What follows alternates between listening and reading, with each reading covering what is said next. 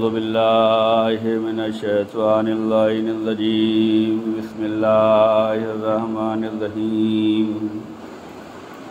الحمد لله كما هو أهله والأول والآخر والظاهر والباطن وهو العلي العظيم والصلاة والسلام على أشرف الأنبياء والمرسلين حبیب الہ العالمین بالقاسم محمد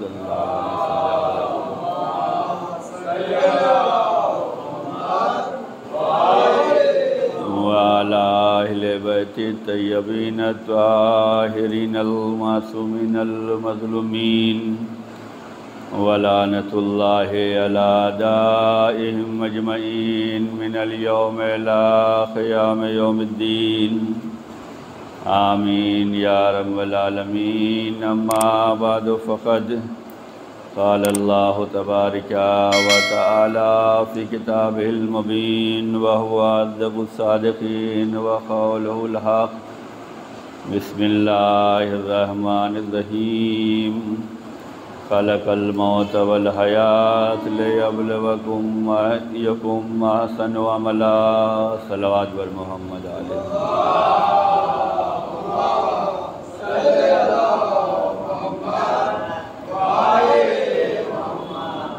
آپ حضرات سے گزارش ہے کہ ایک سورہ فاتحہ مرحوم و مغفور شعیب سید کی روح کو ایصال فرما دیں۔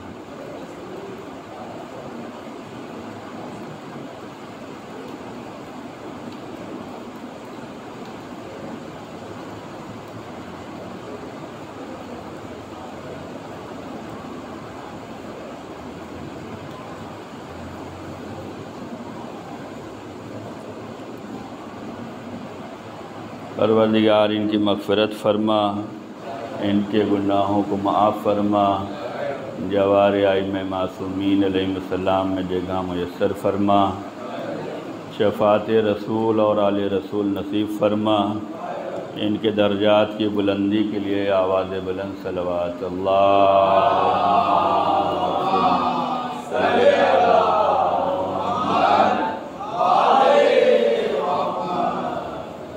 یہ مرحوم کے ایصال ثواب کی برسی کی مجلس ہے۔ 1 سال ہو گیا ہم سے جدا ہوئے۔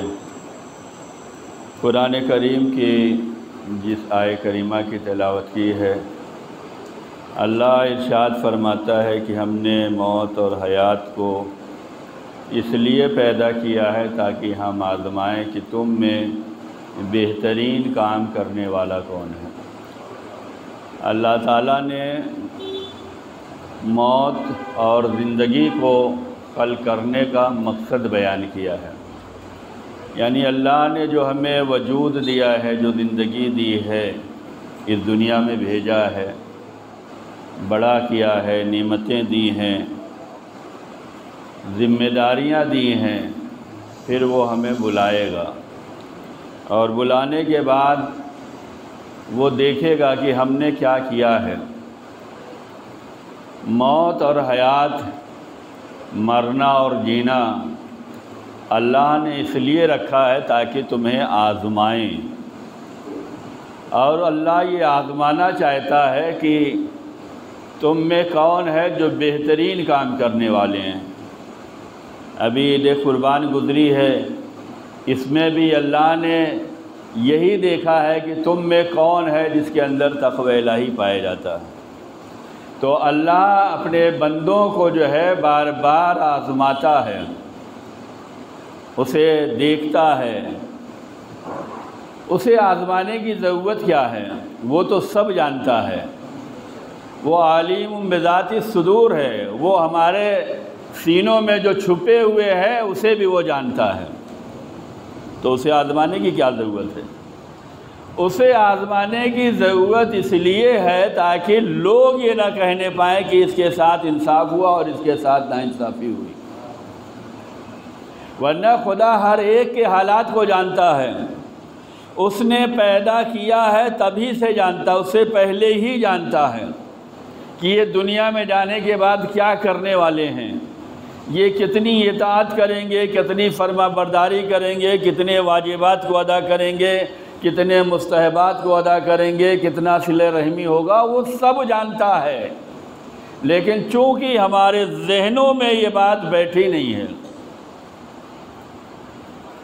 ہم اپنے لحاظ سے سوچتے ہیں کہ ایک بندہ ہے، اللہ نے اسے نوازا ہے تو اس کو جو ہے اللہ نے نواز دیا، اور اللہ نے ہمیں غریب بنایا ہے لہذا ہمارے حق میں ناانصافی ہو گئی ہے۔ بندہ سوچتا ہے کہ وہ نماز روزہ حج و زکوٰۃ والے نہیں ہیں، لیکن اللہ نے اتنا دے دیا ہے، اور ہم پانچوں ٹائم نماز پڑھ رہے ہیں، روزہ بھی رکھ رہے ہیں، ماتم بھی کر رہے ہیں، مجلس بھی کر رہے ہیں، عزاداری بھی کر رہے ہیں، واجبات کی ادائیگی بھی کر رہے ہیں، اللہ کی راہ پہ بھی چل رہے ہیں، اور اللہ نے ہمیں غریب بنا کے رکھا ہے۔ یہ ذہنوں میں آتا ہے یا نہیں آتا؟ لیکن جب ہم دیکھتے ہیں کہ ایک بندہ نماز روزے والا ہے اور اس کی زندگی میں سکون ہے، اطمینان ہے، مطمئن ہے، وہ پریشان نہیں ہے، بیماری نہیں ہے، تکلیف نہیں ہے، تو ہم کہتے ہیں ہاں یہ اللہ والا ہے، یہ بندہ اللہ کی راہ پہ چل رہا، اللہ نے اسے سکون دیا ہے، ورنہ آج کے زمانے میں سکون کہاں ہے؟ تو یہ ہمارے ذہنوں میں اٹھنے والے جو سوالات ہیں، جسے ہم زبان پہ تو نہیں لاتے لیکن دل و دماغ میں سوچتے تو ضرور ہیں کہ ایسا کیوں؟ اللہ نے یہ بتلا دیا کہ تاکہ تمہیں بھی یہ معلوم رہے، تم یہ نہ کہہ سکو کل ہماری بارگاہ میں ہمیں تو بتایا ہی نہیں تھا، اگر بتا دیتے تو ہم کرتے، اگر کوئی ہمیں نماز سکھلا دیتا تو ہم نماز پڑھتے، ہمیں کوئی روزے کو حکم بتاتا تو روزہ رکھتے، ہمیں کوئی ذکر اہل بیت کرتا تو ہم کرتے، ہمیں معلوم ہی نہیں تھا، ہم دنیاوی زندگی میں مشغول تھے، اسی لیے اللہ نے یہ کہہ کے بتلا دیا کہ دیکھو موت اور زندگی کو ہم نے اس لیے پیدا کیا ہے تاکہ تمہیں آزمائیں، اب تمہیں جب معلوم ہو گیا ہے تو تیاری تمہیں کرنی ہے، ہمیں تو امتحان لینا ہے۔ ایک صلوات بر محمد آل محمد صلی اللہ علیہ وسلم۔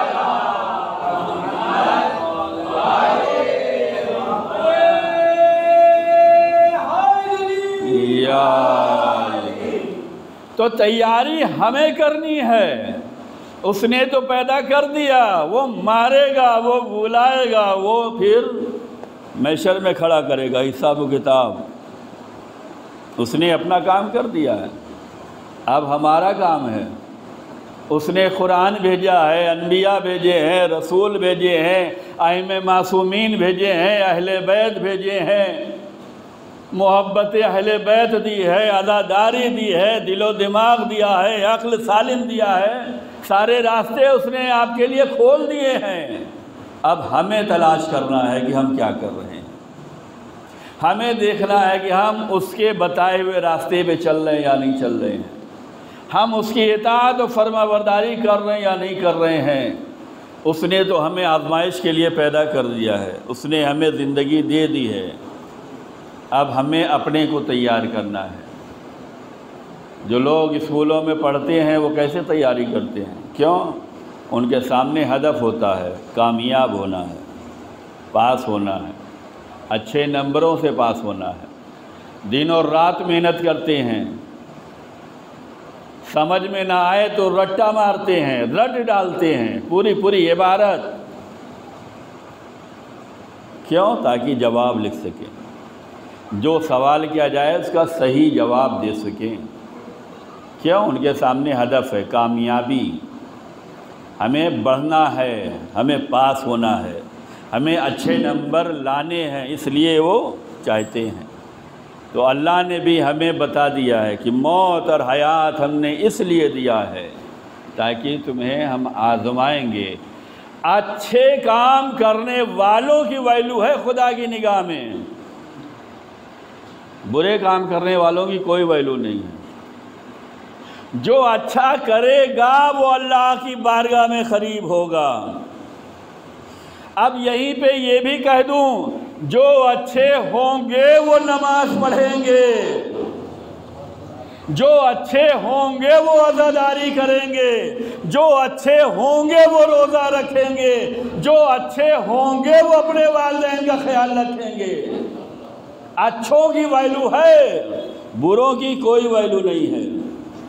اگر اللہ، رسول اور اہل بیت کی بارگاہ میں اچھا بننا چاہتے ہو تو خدا، رسول اور اہل بیت کی اطاعت و فرما برداری کرو، ورنہ ہزار بہانے ہیں جن کے سامنے ہدف ہوتا ہے، مقصد ہوتا ہے، ٹارگٹ ہوتا ہے، وہ ہر مشکلات سے آگے بڑھتے ہیں۔ آج کی ایک مناسبت جو ہے وہ جناب حاجرہ کی وفات کی تاریخ بھی ہے۔ یہ جو قربانی آپ نے کی ہے، بقرعید جو منایا ہے، وہ یہی حاجرہ، اسماعیل اور ابراہیم کی یاد میں ہے، اور آج جناب حاجرہ کی وفات کی تاریخ، انتقال کی تاریخ۔ جناب ابراہیم نے خواب دیکھا ہے کہ اللہ ہماری آزمائش کر رہا ہے، اللہ ہمارا امتحان لے رہا ہے، اور ہمیں انبیاء، مرسلین اور اہل بیت اور قرآن سے سیکھنے کی ضرورت ہے، اور احسن عمل کرنے کی ضرورت ہے۔ ہم اور آپ دیکھیں کہ محبت میں ہم کہاں تک جا سکتے ہیں، اللہ، رسول اور اہل بیت کی محبت میں ہم کہاں تک جا سکتے ہیں۔ جناب ابراہیم کے پاس دولت ہے، خزانے ہیں، مالدار ہیں، جائیداد والے ہیں۔ اللہ نے ان کے مال کا امتحان لیا۔ بیابان میں ہے، ایک آواز گونج رہی ہے جنگلوں میں، سبوح قدوس رب الملائکۃ والروح۔ یہ آواز بیابان میں گونج رہی ہے، اور یہ آواز جناب ابراہیم کو، یہ لہجہ، یہ گفتگو، یہ وہ جملے، یہ وہ حروف جناب ابراہیم کو بہت پیارے لگ رہے ہیں۔ خدا کی تعریف ہے، سبوح قدوس رب الملائکۃ والروح، پاک و پاکیزہ ہے وہ، کیا تعریف کی جائے، سبحان ہے وہ، قدوس ہے وہ جو رب الملائکۃ والروح، ملائکہ کا بھی رب ہے اور روح الامین کا بھی رب ہے۔ اللہ کی حمد و ثنا کر رہا ہے۔ جناب ابراہیم کے کانوں میں جب یہ آواز گئی تو انہوں نے کہا، بھائی ایک مرتبہ اور کہہ دو۔ اس نے پھر سبوح القدوس رب الملائکۃ والروح کہا۔ جناب ابراہیم نے اپنی کچھ دولت اس کے حوالے کر دی، کہا تمہاری زبان سے یہ جو جملہ جاری ہوا ہے مجھے بہت پسند آیا، میرے رب کی تعریف کر رہے ہو، میرے رب کا قصیدہ پڑھ رہے ہو، میرے اللہ کی تعریف کر رہے ہو، بہت پسند آیا، دے دیا۔ ابھی کچھ حصہ بچا ہوا ہے، کچھ جائیداد بچی ہوئی ہے، کچھ دولت بچی ہوئی ہے، کچھ مال بچا ہوا ہے۔ ایک مرتبہ پھر کہا، ایک مرتبہ اور کہہ دو۔ اس نے پھر سبوح القدوس رب الملائکۃ والروح کہا۔ جناب ابراہیم نے اور اسے دے دیا، یہاں تک کہ اس سے اتنا کہلوایا کہ اپنی ساری دولت اسے دے دی۔ یہ ابراہیم آزمائش میں کھرے اتر رہے ہیں۔ یہ ابراہیم کا امتحان ہے کہ اگر کوئی ہماری تعریف کرے تو اسے کیسے نوازتے ہو۔ جس کے دل میں محبت ہوتی ہے وہ محبت پہ کچھ قربان کرنا چاہتا ہے۔ یہ عزاداری محبت کا نام ہوتا ہے، یہ شبیداری محبت کا نام ہوتا ہے۔ تم پڑھتے جاؤ، ہم دیتے جائیں۔ یہی جو ہے ابراہیم کا امتحان ہے۔ جائیداد کا امتحان ہو گیا، مال کا امتحان ہو گیا۔ اتنا پیارا لگ رہا ہے، یہ محبت خدا ہے کہ کوئی ہمارے خدا کی، ہمارے رب کی، پروردگار کی حمد و ثنا تو کرے۔ کتنا اچھا لگتا ہے، انداز اچھا لگتا ہے، گفتگو اچھی لگتی ہے، لہجہ اچھا لگتا ہے، آواز اچھی لگتی ہے۔ دے دیا۔ یہ ابراہیم خواب دیکھ رہے ہیں، کہ ہم اپنے بیٹے کو ذبح کر رہے ہیں۔ باپ نے اپنے خواب کی باتیں اپنے بیٹے سے بیان کی، جناب اسماعیل سے، اور اسماعیل بہت دلارے ہیں، بہت چہیتے ہیں۔ جناب ابراہیم کے امتحانات آپ دیکھیں، ایک امتحان تو یہ ہے کہ عمر کی اس منزل پہ پہنچ گئے کہ ابھی تک کوئی اولاد نہیں ہوئی، یہ بھی امتحان ہے، اور اس کے بعد ان کی زوجہ جو سارہ ہیں، پہلی بیوی ہیں، کوئی اولاد نہیں ہو رہی ہے، تو جناب سارہ نے اپنی کنیز ہاجرہ کو جو ہے جناب ابراہیم کے حوالے کر دیا کہ اگر ہم سے اولاد نہیں ہو رہی ہے تو آپ ہماری کنیز سے شادی کر لیں، شاید اس سے اولاد ہو جائے۔ جناب ہاجرہ سے شادی ہوئی، دونوں کے ہاں بچے ہوئے ہیں، سارہ کے ہاں بھی اسحاق کی ولادت ہو گئی اور ہاجرہ کے ہاں اسماعیل کی ولادت ہو گئی، دو بیویاں دو بیٹے۔ اب جو ہے معاملہ آگے بڑھا کہ اسماعیل سے پیار ہے، محبت ہے۔ اب ہم دیکھتے ہیں کہ اسماعیل محبت زیادہ ہے کہ اللہ کی محبت زیادہ ہے۔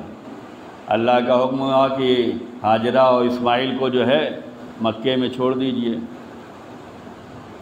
ابراہیم اس امتحان میں بھی پاس ہوئے کہ بیابان، کوئی انتظامات نہیں رہائش کا، وہاں پر ہاجرہ اور اسماعیل کو چھوڑ کے آ رہے ہیں حکم خدا پر۔ یہ سارے امتحانات ہیں ابراہیم کے، اسی میں ایک امتحان یہ ہے کہ خواب دیکھا، ہم اپنے بیٹے کو ذبح کر رہے ہیں۔ انہوں نے اپنے بیٹے سے بیان کیا، بیٹے نے کہا بابا جان آپ کو جو اللہ نے حکم دیا ہے اسے آپ بجا لائیے۔ اور جب بیٹے کی رضامندی پتہ چل گئی تو جناب ابراہیم نے جو ہے اپنی زوجہ سے کہا، ہاجرہ سے، کہ اسے نہلاؤ دھلاؤ، ہم لے جاتی ہیں۔ دیکھیں امتحان ہمارا بھی ہو رہا ہے، اور اللہ اپنے چاہنے والوں کا امتحان لیتا ہے، کافروں کا امتحان نہیں لیتا، منافقوں کا امتحان نہیں لیتا، ظالموں کا امتحان اللہ نہیں لیتا، مشرکوں کا امتحان اللہ اس طریقے سے نہیں لیتا جتنا اپنے بندے مومن کا امتحان لیتا ہے۔ اور اگر یہی بندے مومن امتحان میں کامیاب ہو گیا تو اب اسے اسی درجے پہ نہیں رہنا ہے، اس کا درجہ بلند کرنا ہے۔ جتنا جتنا امتحان سے گزرتے جاؤ گے درجات بلند ہوتے چلے جائیں گے۔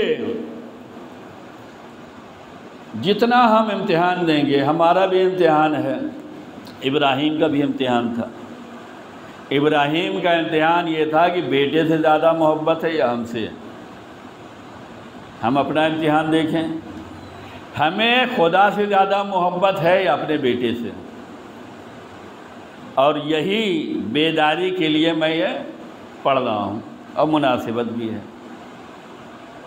ہمارا بچہ تھکا ماندہ آتا ہے، رات کو 1 بجے سوئے، 2 بجے سوئے، لیکن نماز صبح کے لیے ہم اٹھاتے یا نہیں اٹھاتے؟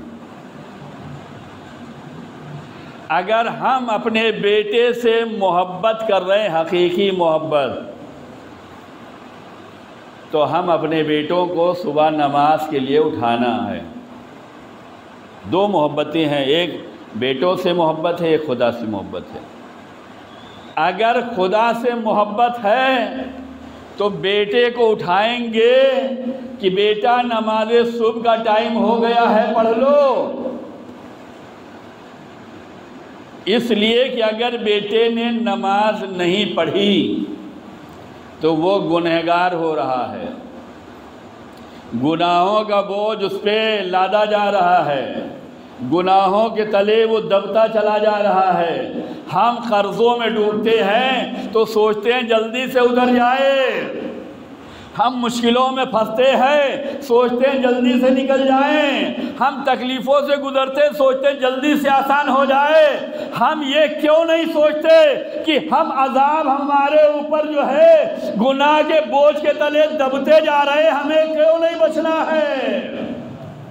اگر ہمارا ایمان خدا رسول اور اہل بیت پہ ہوتا تو ہم جو ہے گناہوں کے تلے نہ دبتے، بلکہ سوچتے کہ بچتے جاؤ بوجھ ہلکا کرتے جاؤ۔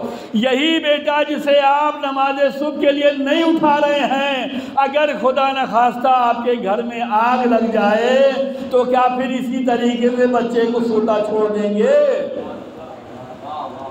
کچھ چیزیں ہم ظاہری طور پہ دیکھتے ہیں، باطنی طور پہ ہمیں نظر نہیں آتی۔ دنیا داری یہی ہے کہ بظاہر دیکھو، اندر کی بات کیا ہے وہ کوئی نہیں جانتا، روح کیا چاہتی ہے وہ کوئی نہیں جانتا، ہمارا ایمان کیا چاہتا ہے کوئی نہیں چاہتا، ہمارا عقیدہ کیا چاہتا ہے کوئی نہیں چاہتا، اللہ رسول کیا چاہتے ہیں اس پہ بات نہیں ہوتی۔ ہم کتنے بڑے سورے ہیں، ہم کتنا کما رہے ہیں، ہمیں کوئی ظاہری بیماری نہ لگے، ہمارا ایکسیڈنٹ نہ ہو، ہمیں لقوہ نہ مار دے، ہمیں فالج کا اثر نہ ہو جائے، ہم جو ہے اس بیماری سے نہ گزریں، یہ سب بچتے ہیں۔ اگر ہمارے گھر میں آگ لگ گئی اور لڑکا سو رہا ہے تو اگر وہ نہ بھی جگے تو اسے اٹھا کے باہر لائیں گے۔ کیوں؟ اس لیے کہ اس کی جان بچانی ضروری ہے۔ تو جیسے آپ کو اپنے بچے کی جان بچانا ضروری ہے، ویسے ہی اسے نماز صبح کے لیے اٹھاؤ تاکہ اس کا ایمان بھی بچا رہے، عقیدہ بھی بچا رہے، ایمان بھی بچا رہے۔ ایک صلوات پر محمد آل محمد۔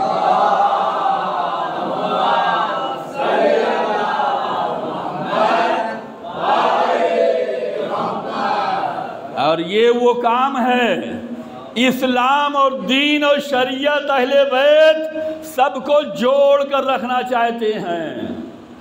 جب سب جڑے رہیں گے تو کام کرنے میں مزہ آتا ہے، تب عبادت میں مزہ آتا ہے، تب عزاداری میں مزہ آتا ہے، تب ماتم داری میں مزہ آتا ہے، جب سب ملے رہیں گے۔ اگر خاندان ہی ٹوٹا رہے گا تو مجلس میں اس کونے بیٹھے ہیں، یہ اس کونے بیٹھے ہیں، وہ نماز میں ادھر بیٹھے ہیں، یہ ادھر بیٹھے ہیں، مسافے کی بات آئی تو وہ ادھر سے کترا کے چلے گئے کہیں مسافہ نہ کرنا پڑ جائے۔ لیکن جب خاندان ملا رہتا ہے، ایک ساتھ رہتے ہیں، متحد رہتے ہیں، تو شوق سے بغل میں کھڑے ہو جاتے ہیں، شوق سے پہلو میں آ کے بیٹھ جاتے ہیں۔ جب لوگ ملے رہتے ہیں تو عبادت میں مزہ آتا ہے۔ ابراہیم، اسماعیل، ہاجرہ یہ سب ایسے ملے ہوئے ہیں کہ اگر باپ یہ کہہ رہا ہے میں نے یہ خواب دیکھا ہے تو بیٹا کہتا ہے کر جائیے، ساتھ دوں گا۔ بیوی کہتی ہے آپ جو کرنا چاہیں، جہاں لے جانا چاہیں لے جائیں، ہم نہلا دھلا دیں گے، کپڑا پہنا دیں گے۔ ہسبینڈ، وائف، بچے سب متحد ہیں۔ ایسی منزل میں عبادت میں مزہ آتا ہے۔ اور پھر جب یہ متحد ہوں، یہ ایک ہوں، تو پھر کوئی بہکا نہیں سکتا، کوئی نہیں بہکا سکتا، کوئی نہیں روک سکتا۔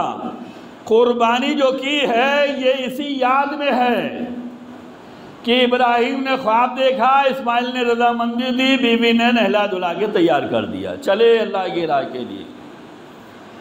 جب اللہ کی راہ میں آگے بڑھو گے تو درد شیطان کو ہوگا، رحمان کے بندوں کو نہیں ہوگا۔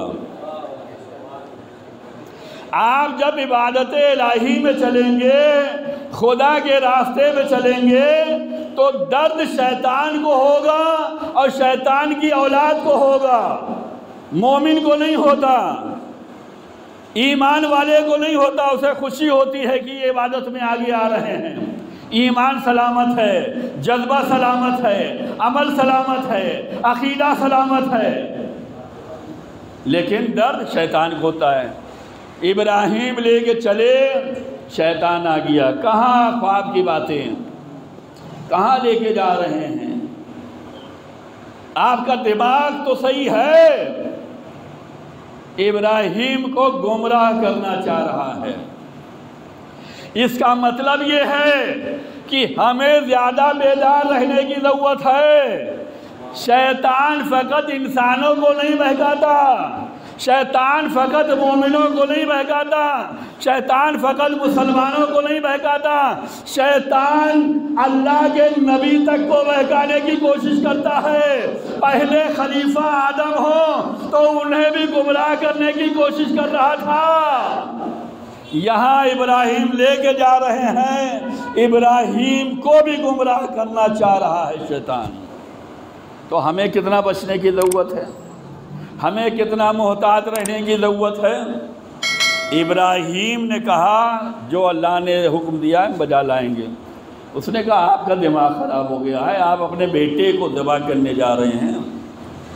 یہیں سے ایک بات یہ بھی سمجھ لو، باپ کرنے کے لیے تیار ہے، بیٹا اس کام میں ساتھ دینے کے لیے تیار ہے۔ آج کا دور ہوتا، آج اگر کوئی باپ اپنے بیٹے سے تو ڈرتا ہے، نماز جماعت میں لانے سے ڈرتا ہے، مجلس میں لانے سے ڈرتا ہے۔ کیوں؟ تھکا ماندہ ہے، ابھی امتحان چل رہا ہے، پڑھائی بہت ٹف چل رہی ہے۔ اور جب آپ ڈھیلے پڑتے جا رہے ہیں تو آپ کی اولاد بھی ڈھیلی پڑتی جا رہی ہے۔ آج اگر کوئی باپ اپنے بیٹے سے یہ کہہ دے کہ بیٹا ہم نے یہ خواب دیکھا ہے اور یہ ہم کرنا چاہتے ہیں، تو بیٹا رضامند ہوگا یا نہیں ہوگا؟ وہ تو ساتھ میں نماز پڑھنے کے لیے تیار نہیں ہے، وہ ساتھ میں عزاداری کرنے کے لیے تیار نہیں ہے، اور آپ یہ چاہ رہے ہیں کہ قربانی، تو وہ تو آج کے زمانے میں ایسا ہی ہے۔ تو وہ کہے گا آپ کا دماغ خراب ہے، اور پھر ڈر اور کے وہ بھاگے گا پولیس اسٹیشن کہ میرے باپ میرے ساتھ یہ کرنا چاہتے ہیں، میری حفاظت کی جائے۔ لیکن جناب اسماعیل نے اپنے باپ سے کیا کہا؟ باپ پہ بھروسہ ہونا چاہیے۔ اللہ کسی سے قربانی نہیں لیتا، کسی کی جان نہیں لیتا، کسی کا مال نہیں لیتا۔ یہ جو کچھ ہم مال دے رہے ہیں یہ اللہ کے نام پہ تو دیتے ہیں، یہ بندوں کے ہی کام آتا ہے، یہ رشتہ داروں کے ہی کام آتا ہے، یہ مومنوں کے لیے ہی کام آتا ہے۔ یہ اللہ تک جاتا ہے، نیت جاتی ہے، جذبہ جاتا ہے، یہ مال نہیں جاتا۔ یہ قربانی کے لیے جو سورہ حج میں بات آئی ہے اس میں یہ بات آئی ہے کہ جو تم قربانی کرتے ہو تو اللہ کے ہاں نہ یہ بکرے کا خون جاتا ہے اور نہ بکرے کا گوشت جاتا ہے، یہ تم نے ذبح کیا ہے، تم نے جسے چاہا اپنے ہاتھوں سے تم نے بانٹ دیا۔ اللہ کے ہاں جو جانے والا ہے وہ فقط نیت جانے والی ہے، وہ جذبہ جانے والا ہے، وہ ایمان کس نیت سے کیا ہے یہ جانے والا ہے۔ تو اللہ کسی کی جان نہیں لیتا۔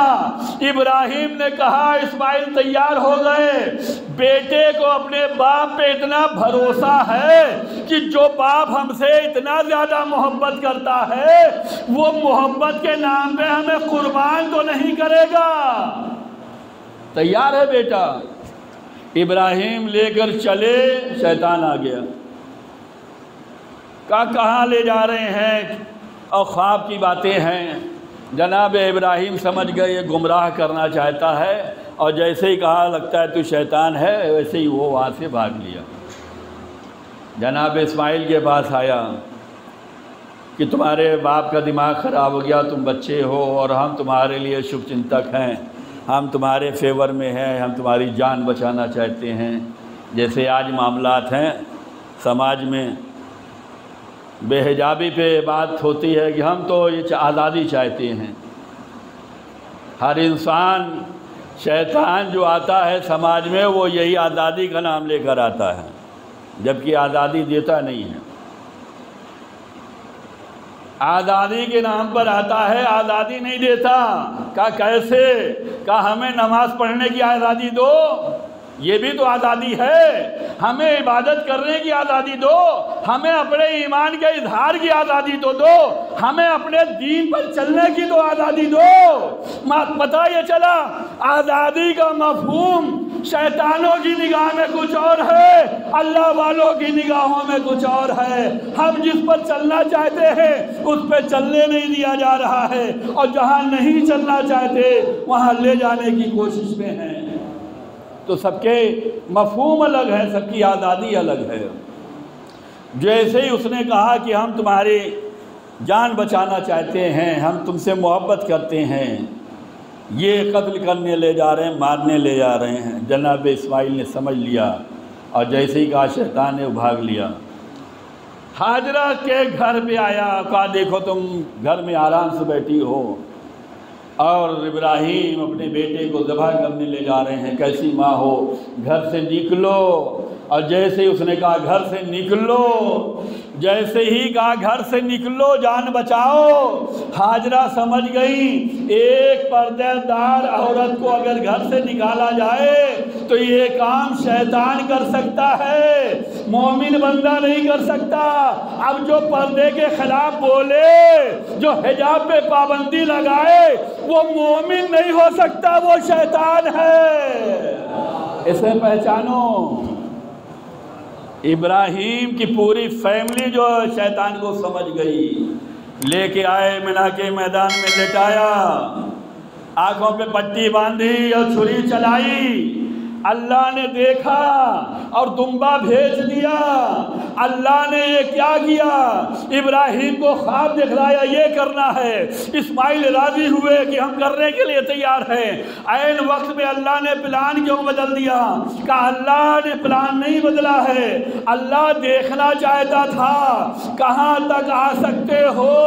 ابراہیم کو منا تک لے آئے، تم کو مصلی تک لاؤں گا، لوگوں کو عزاداری تک لاؤں گا۔ ہم دیکھنا چاہتے ہیں ہمارے نام پہ آنا کہاں تک ہے۔ اللہ کسی کی جان نہیں لیتا، دیکھ لیا۔ بد زحمت تمام کر رہا ہوں۔ آج جناب ہاجرہ کی وفات کی تاریخ ہے، اسماعیل کی ماں کی رحلت کی تاریخ ہے۔ ابراہیم نے مینا کے میدان میں اپنے بیٹے کو جو لٹایا تھا اور جو چھری چلائی تھی تو کچھ چھری کے نشان آئے گلے پہ۔ جب ابراہیم اپنے اسماعیل کو لے کر گھر پہنچے تو ماں نے بیٹے کو کلیجے سے لگایا اور گلے پہ چھری کے نشان دیکھا تو ماں یہ منظر برداشت نہ کر سکی اور یہ روتی رہی کہ اگر چھری چل گئی ہوتی تو میرا بچہ کیا ہوتا۔ اور ہاجرہ اسی غم میں دنیا سے رخصت ہو گئیں کہ اگر اللہ نے دمبا نہ بھیجا ہوتا تو، اگر یہ چھری چل گئی ہوتی تو میرا اسماعیل مجھ سے جدا ہو گیا ہوتا۔ ابراہیم کی زوجہ اور اسماعیل کی ماں ہاجرہ اس گلے پہ چھری کو نشان کو دیکھ کر برداشت نہ کر سکی، تڑپتی ہوئی دنیا سے چلی گئی۔ اکبر کی ماں کو سلام کرو، اے لیلا آپ نے کیسے زندگی گزاری؟ حسین نے جو ہے سینہ اکبر سے نیزے کی علی نکالی ہے۔ حسین نے کربلا کے میدان میں اپنے عباس کے بازو اٹھائے ہیں۔ حسین نے کربلا کے میدان میں اپنے اصغر کے گلے سے تیر حرملہ نکالا ہے۔ اے میرے مولا حسین، یہ آپ کا امتحان کہ ایک بیٹے کے گلے سے تیر حرملہ نکالا، ایک بیٹے کے گلے سے ٹوٹی ہوئی نیزے کی علی نکالی، ایک بھائی کے بازوؤں کو اٹھایا، آنکھوں سے تیر نکالے، قاسم کی لاش کے ٹکڑے اٹھائے اور محمد کے جنازے اٹھائے۔ ہائے میرا حسین۔ اے ہاجرہ آپ ایک برداشت نہ کر سکی، زینب کے دل سے پوچھو بھائی کا بھی غم ہے، بیٹوں کا بھی غم ہے، بھتیجوں کا بھی غم ہے، اصحاب و انصار کا بھی غم۔ 3 روز کے بھوکے پیاسے کربلا کے میدان میں بے جرم و خطا شہید کر دیے گئے۔ ہے کوئی جو حسین کو یاد کرے؟ آؤ سب مل کے کہیں السلام علیکہ یا ابا عبداللہ الحسین ولا جدک و ابیک و امک و اخیک و جمیع شہداء کربلا و اسراء کربلا و رحمت اللہ وبرکاتہ۔ پروردگار ہمارے اس مختصر سے اعمال کو قبول فرما۔ پروردگار اس اعمال کے صدقے میں مرحوم کے درجات کو بلند فرما، اہل خانہ کو صبر جمیل عنایت فرما۔ پروردگار ہم سب کے گناہ صغیرہ و کبیرہ کو معاف فرما، ہم سب کو خدا رسول اور اہل بیت کی اطاعت و فرما برداری کی توفیق عنایت فرما، اپنے دین کی حفاظت کرنے کی قوت عطا فرما۔ پروردگار دشمنان دین اسلام جہاں جہاں جس شکل و صورت میں ہیں ان کو ان کے مقصد میں ناکام و نامراد فرما۔ ظہور حضرت امام زمان علیہ السلام میں تعلیل فرما، ہم سب کو امام کے خادم و ناصروں میں شمار فرما۔ آپ خدا سے گزارش ہے ایک سورہ فاتحہ پڑھ کر مرحوم و مغفور شعیب سید کی روح کو احسان فرما۔